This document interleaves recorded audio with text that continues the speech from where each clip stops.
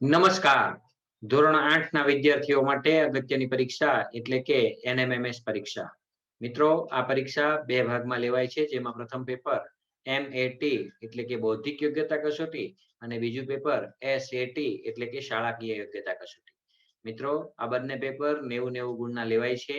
મિત્રો, આજે શાળાકીય યોગ્યતા કસોટીમાં વિજ્ઞાન વિષયના સંપૂર્ણ સોલ્યુશનની અંદર આપ સૌનું હાર્દિક સ્વાગત છે.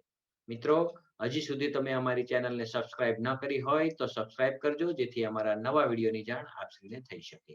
મિત્રો, આજે NMMS 2018 ના શાળાકીય યોગ્યતા કસોટીના વિજ્ઞાન વિષયના સોલ્યુશનની વાત કરીશું. પ્રશ્ન ક્રમાંક 111. નીચેના પૈકી કયો હળનો ભાગ નથી? એ ફાલ, બી જોત, સી ઓરણી અને ડી હળ શાફ્ટ. મિત્રો, આપણો જવાબ સી ઓરણી આવશે. પ્રશ્ન ક્રમાંક 112. નીચેનામાંથી કયું ખોટું છે? એ બેક્ટેરિયા મેલેરિયા કારક, બી રાઇઝોબિયમ નાઇટ્રોજન સ્થાપન, સી ઈસ્ટ બ્રેડનું બેકિંગ અને ડી વાયરસ એઇડ્સ કારક. મિત્રો, અહીં ખોટી જોડ બેક્ટેરિયા મેલેરિયા કારક છે તે છે. પ્રશ્ન ક્રમાંક 113. ડેન્ગ્યુ વાયરસનું વાહક કયું છે? એ માખી, બી માદા એનોફિલિસ મચ્છર, સી માદા એડિસ મચ્છર અને ડી પ્લાઝ્મોડિયમ. મિત્રો, આપણો જવાબ સી માદા એડિસ મચ્છર આવશે. પ્રશ્ન ક્રમાંક 114.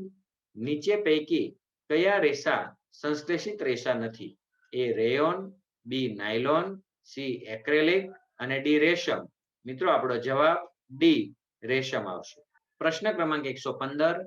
રમકડા, કાસ્કા વગેરે બનાવવા ખાલી જગ્યા વપરાય છે?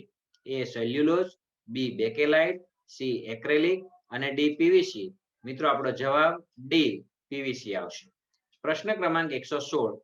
કઈ ધાતુને કેરોસીનમાં રાખવામાં આવે છે? એ નિકલ, બી તાંબુ, સી સોડિયમ અને ડી મેગ્નેશિયમ. મિત્રો, આપણો જવાબ સી સોડિયમ આવશે. પ્રશ્ન ક્રમાંક 117.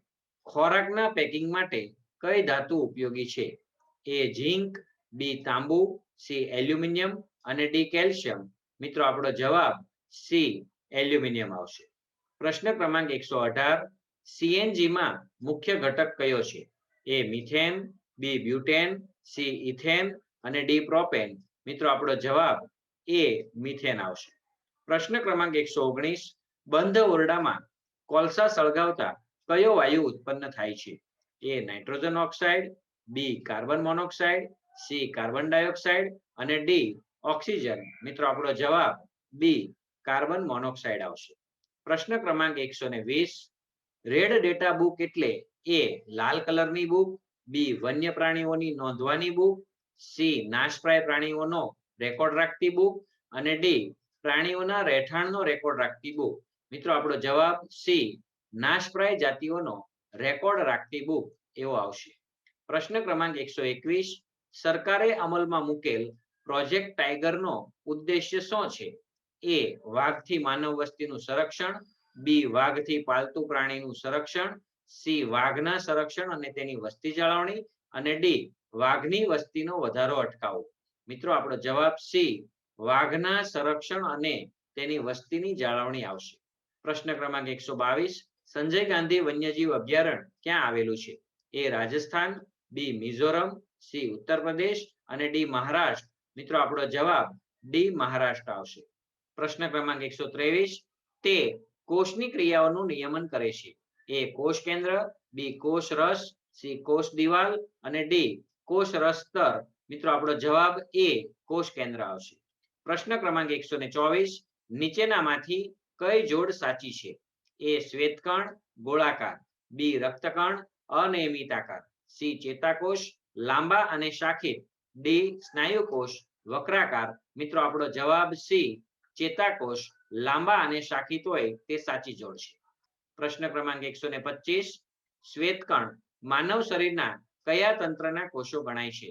એ પાચન તંત્ર, બી શ્વસન તંત્ર, સી પ્રજનન તંત્ર અને ડી રુધિર પરિવહન તંત્ર. મિત્રો, આપણો જવાબ ડી રુધિર પરિવહન તંત્ર આવશે. પ્રશ્ન ક્રમાંક 126. કીટકોમાં કયું કીટક જીવતી બાળ સંતતિને જન્મ આપે છે? એ મચ્છર, બી વંદો, સી માખી અને ડી પતંગિયું. મિત્રો આપણો જવાબ બી વંદો આવશે. પ્રશ્ન ક્રમાંક 127 હોકાયંત્રમાં NEWS માં W શું દર્શાવે છે? એ દક્ષિણ, બી ઉત્તર, સી પૂર્વ અને ડી પશ્ચિમ. મિત્રો W એટલે વેસ્ટ, વેસ્ટ એટલે પશ્ચિમ. આપણો જવાબ ડી આવશે. પ્રશ્ન ક્રમાંક 128 આંખના સ્વાસ્થ્ય માટે કયું વિટામિન જરૂરી છે? A vitamin A, B vitamin B, C vitamin C, D vitamin D. મિત્રો આપણો જવાબ એ આવશે.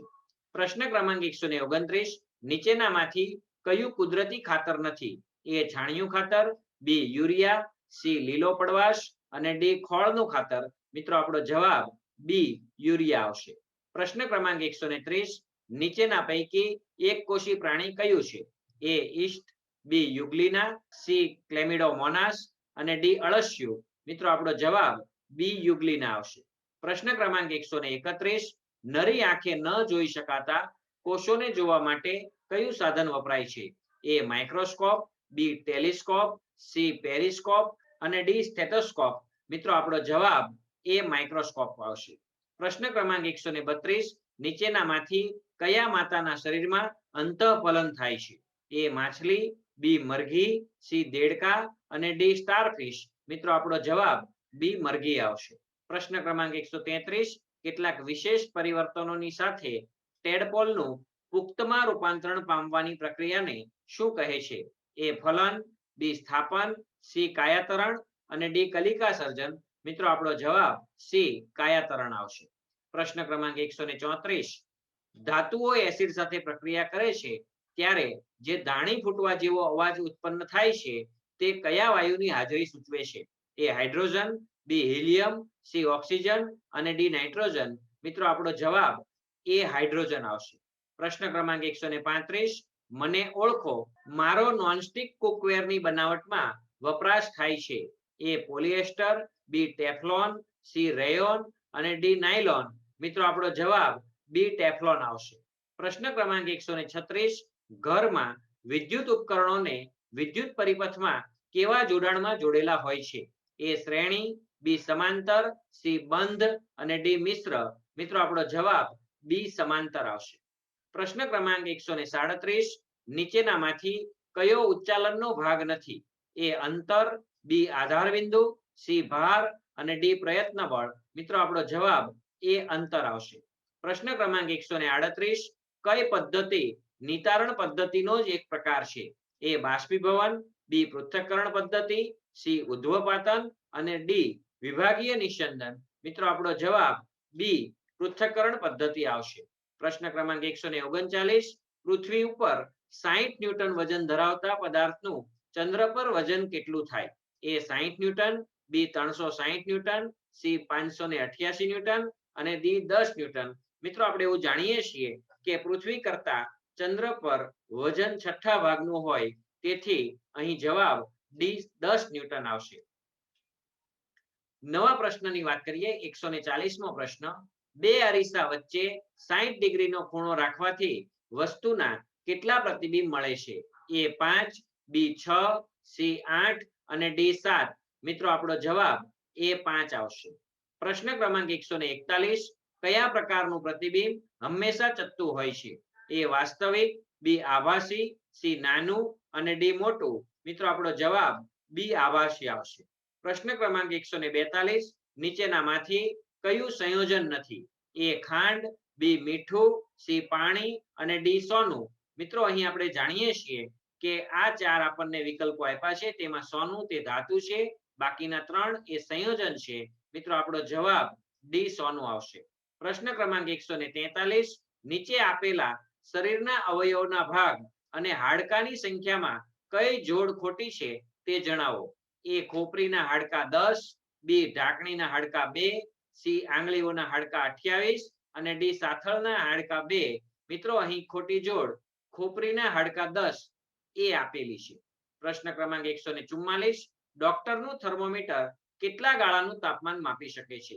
એ 95 થી 106 ફેરનહીટ, બી 0 થી 110 ડિગ્રી સેલ્સિયસ, સી 95 થી 106 ડિગ્રી સેલ્સિયસ અને ડી 0 થી 110 ડિગ્રી ફેરનહીટ. મિત્રો આપણો જવાબ એ 95 થી 106 ફેરનહીટ આવશે. પ્રશ્ન ક્રમાંક 145 કયા ગ્રહને સવારનો તારો કહે છે? એ બુધ, બી ગુરુ, સી શુક્ર અને ડી મંગળ. મિત્રો આપણો જવાબ સી શુક્ર આવશે. મિત્રો હજી સુધી તમે અમારી ચેનલને સબસ્ક્રાઇબ ન કરી હોય તો સબસ્ક્રાઇબ કરજો, જેથી અમારા નવા વિડીયોની જાણ આપને થઈ શકશે.